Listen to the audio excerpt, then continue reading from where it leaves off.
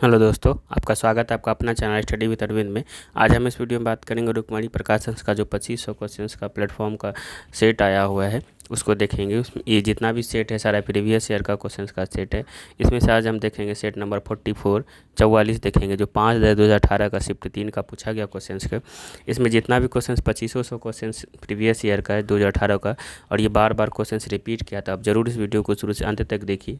इससे पहले वाला जितना वीडियो अगर नहीं देखे तो आप चैनल पर जा करके ज़रूर देखिए। इसमें से जितना भी क्वेश्चन है बहुत ही महत्वपूर्ण है और बार बार रिपीट किया हुआ क्वेश्चन है जो आने वाले एग्जाम्स के लिए बहुत लाभदायक है। चलिए आप स्टार्ट करते हैं आज का सेट नंबर 44। आप अगर इस चैनल इसका PDF लेना चाहते हैं तो ज़रूर आप study with Arvind Telegram channel पर जा करके आप इसका PDF ले सकते हैं वहाँ से। चलिए स्टार्ट करते हैं। आज सेट नंबर 44 का आज मेरा पहला क्वेश्चन होगा। पहला क्वेश्चन न्यूमेरिकल्स है। आप इसको ज़रूर वीडियो पॉज करके जितना भी न्यूमेरिकल्स हम छोड़ते हैं आप उसको बनाइए। चलिए पहला है, इसका आंसर हम आपको बता देंगे कि 20 kg हथौड़ा 20 kg के हथौड़े द्वारा प्राप्त विभव ऊर्जा की गणना करें। इसे 10 मीटर की ऊंचाई तक बढ़ाया जाता है। देखिए यहाँ पे ऊंचाई दिया हुआ है, तो ऊंचाई दिया हुआ है तो इसका एक ही फॉर्मूला हम यूज करेंगे कि स्थितिज ऊर्जा बराबर mgh। अगर आप mg दिया हुआ है, h दिया हुआ है और m भी दिया हुआ है तो 20 kg, तो mgh अगर आप इसमें लगाते हैं तो आपका आंसर निकल जाएगा। तो इसका आंसर क्या हो जाएगा आपका एक नंबर का जो है 20 यानी 300 जूल हो जाएगा। चलिए नेक्स्ट क्वेश्चन है कि अंडे देने वाले प्राणियों को क्या कहा जाता है। अंडे देने वाले प्राणियों को जरायुज बोला जाता है। अंडे देने वाले प्राणी को क्या बोलते हैं हम? जरायुज बोलते हैं। 2 का डी नंबर आंसर आपका। ओ सॉरी, ये दो का डी नहीं होगा, हाँ 2 का डी होगा, अंडज होगा, जरायुज नहीं होगा। कि अंडा देने वाले पौधे को क्या बोलते हैं? अंडज बोलते हैं, जरायुज नहीं बोलते हैं। चलिए जरायुज तब नहीं बोलेंगे उसमें, तो 2 का डी नंबर आंसर सही हो जाएगा। अंडा देने वाले प्राणी को क्या बोलेंगे? अंडज। चलिए नेक्स्ट क्वेश्चन है हमारा 3 नंबर क्वेश्चन क्या बोल रहा है? 3 नंबर न्यूमेरिकल है आपका। चलिए देख लेते हैं। 3 नंबर में है 20 kg द्रव्यमान का एक वस्तु 10 मीटर पर सेकेंड की समान वेग के साथ आगे बढ़ रहा है, तो वस्तु द्वारा प्राप्त गतिशील ऊर्जा क्या होगा? गतिशील ऊर्जा पूछ रहा है तो आप इसमें गतिज ऊर्जा निकाल दीजिए। गतिज आप हाफ mv² अगर निकालते हैं तब इसका बन जाएगा। तो इसका आंसर क्या हो जाएगा आपका 3 नंबर का? 3 का जो आंसर हो जाएगा आपका बी नंबर आंसर सही हो जाएगा, यानी 100 जूल इसका आंसर हो जाएगा। चलिए नेक्स्ट क्वेश्चन से ज़रूर आप इसको वीडियो पॉज करके बनाइए। नेक्स्ट क्वेश्चन से हमारा 4 नंबर, विकासवादी सिद्धांत के अनुसार हमारी संरचना किसके अनुरूप होता है? जो हमारा संरचना है किसके अनुरूप होगा? तो ये चीनी स्कूली लड़का जैसा होगा। विकासवादी सिद्धांत के अनुसार हमारी संरचना किसके अनुरूप है? तो चीनी स्कूली लड़का के जैसा होता है।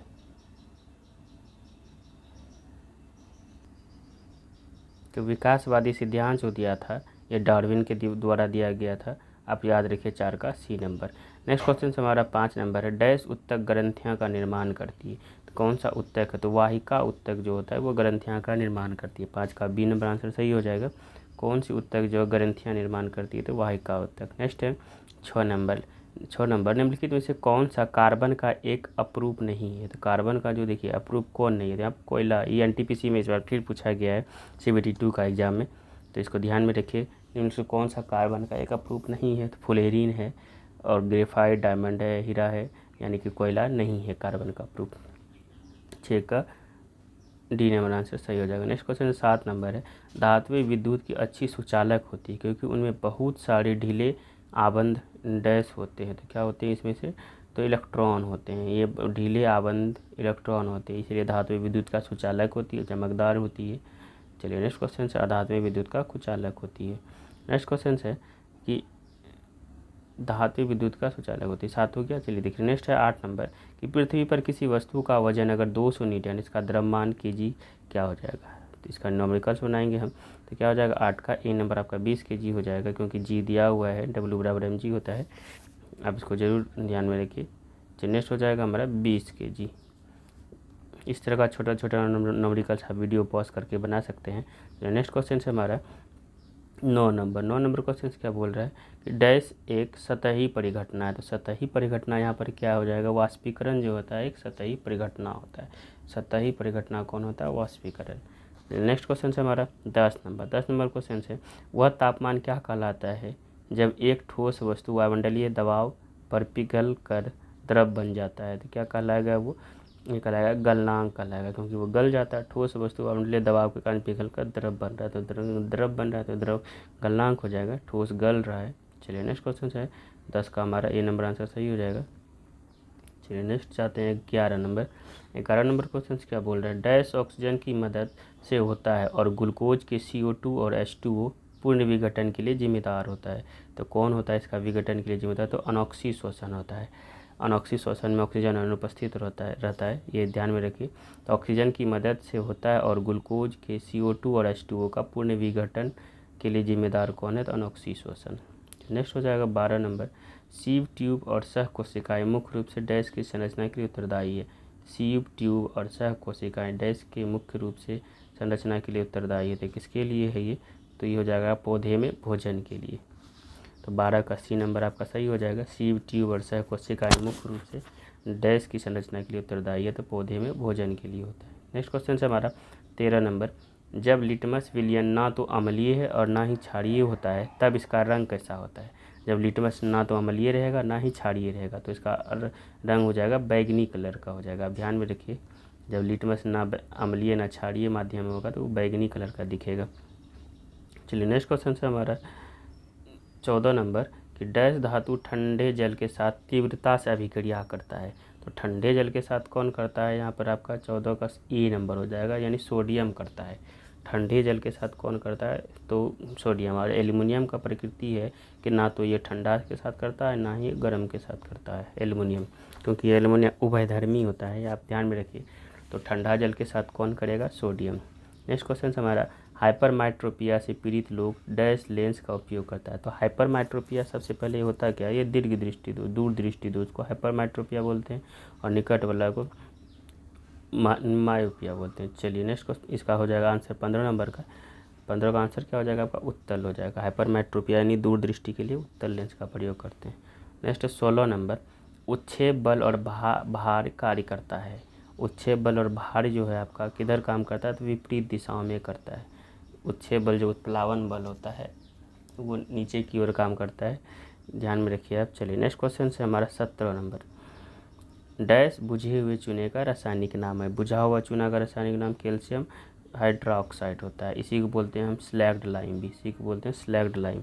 और कैल्शियम ये अनबुझा चूना ये है CaO यानी कैल्शियम ऑक्साइड को बोलते हैं क्विक लाइम। अनबुझा चूना और बुझा चूना, चलिए ये बहुत पूछता है, आप दोनों याद रखिए, स्लैग्ड लाइम और क्विक लाइम। चलिए नेक्स्ट क्वेश्चन है हमारा 18 नंबर। 18 नंबर क्वेश्चन क्या बोल रहा है कि एक मोटी जेल की तरह घोल बनाने की इसकी क्षमता के डैश का उपयोग जेली जैसे और मुरब्बे की बनाने के लिए वाणिज्यिक रूप से किया जाता है। चलिए एक बार फिर से देखते हैं इसको। एक मोटी जेल की तरह घोल बनाने की इसकी क्षमता के कारण डैश का उपयोग जेली, जैम और मुरब्बे बनाने के लिए वाणिज्यिक रूप से किया जाता है। तो किसका प्रयोग करते हैं हम यहाँ पैकेटीन का प्रयोग करते हैं। 18 का बी नंबर आंसर आपका सही हो जाएगा। मुरब्बा वगैरह जो होता है उसको बनाने के लिए किसका करते हैं, वाणिज्यिक रूप से पैकेटीन का।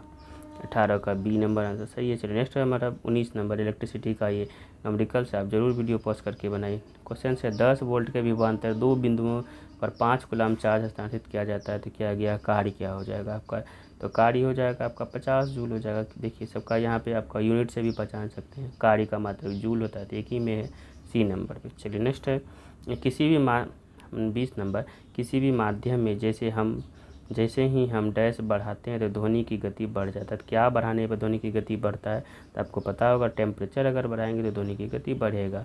दबाव का उस पर ध्वनि पर कोई प्रभाव नहीं पड़ता है, याद रखिए। टेम्परेचर का पड़ता है लेकिन ना कि प्रेशर का पड़ता है, प्रेशर का कोई प्रभाव नहीं पड़ता है ध्वनि में। तो 20 नंबर का आंसर हमारा ए नंबर सही हो जाएगा, क्योंकि ध्वनि तापमान पर निर्भर करता है। चलिए इस तरह से हमारा सेट नंबर जो है आपका 44 कंप्लीट हुआ। अगर आप इससे पहले वाला सेट नहीं देखें तो आप चैनल पर जाकर के सारा सेट ज़रूर देखिए। चैनल को सब्सक्राइब लाइक शेयर ज़रूर कीजिए। मिलते हैं नेक्स्ट सेट में, थैंक यू।